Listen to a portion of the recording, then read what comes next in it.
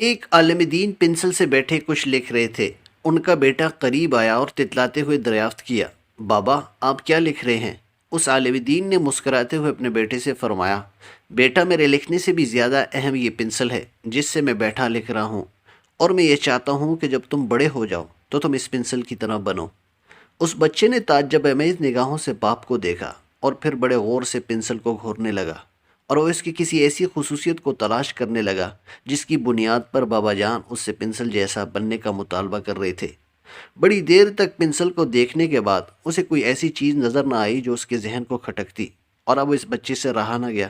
آخرکار باپ سے معلوم کر بیٹھا، بابا جان اس پنسل میں ایسی کون سی خصوصیت ہے جس کے سبب آپ کی خواہش یہ ہے کہ میں بڑا ہو کر اس جیسا بنوں؟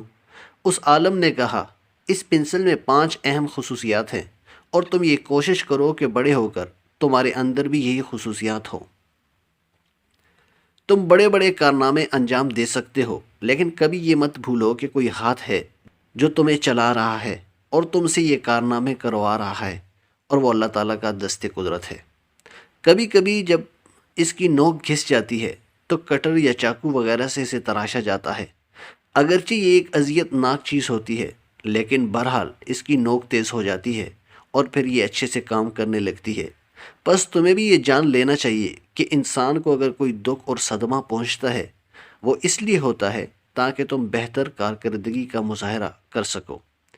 پنسل یہ اجازت دیتی ہے کہ اگر کچھ غلط تحریر ہو جائے تو تم ربر سے مٹا کر اپنی غلطی کی اصلاح کر سکو۔ بس تم یہ سمجھ لو، ایک غلطی کو صحیح کرنا غلطی نہیں ہے۔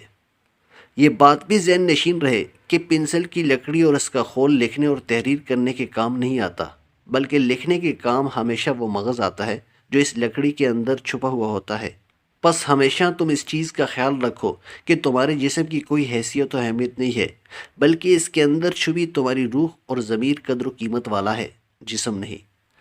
پنسل جب کچھ لکھتی ہے تو اپنے کچھ نقوش کاغذ پر چھوڑ دیتی ہے جو مدتوں کاغذ پر دیکھے جا سکتے ہیں۔ بس تم بھی یہ بات سمجھ لو کہ تم جو بھی کام کرو گے اس کے نقوش تمہارے بعد باقی رہیں گے۔ اب یہ تمہارا کام ہے کہ تم کیسے نقوش چھوڑ کر جاتے ہو۔